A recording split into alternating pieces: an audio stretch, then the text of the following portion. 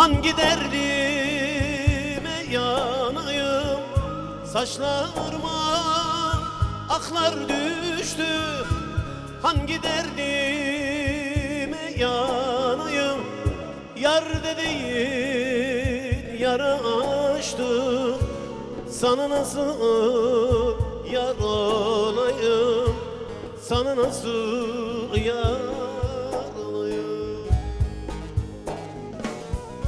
Bülbül olsan gül değilim, Mecnun olsan çöl değilim. Ben kendime yar değilim, sana nasıl yar olayım? Bülbül olsan gül değilim, Mecnun olsan çöl değilim. Ben kendime yar değilim, sana nasıl yar olayım?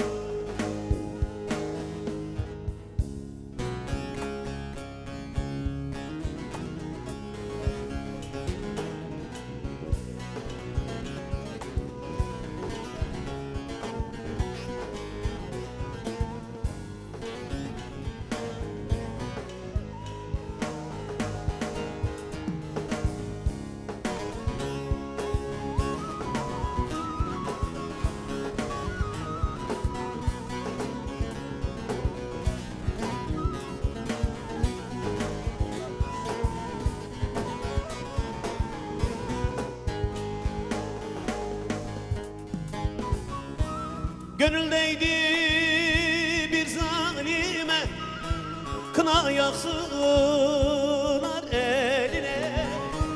Gönüldeydi bir zalime, kına yaksınlar eline.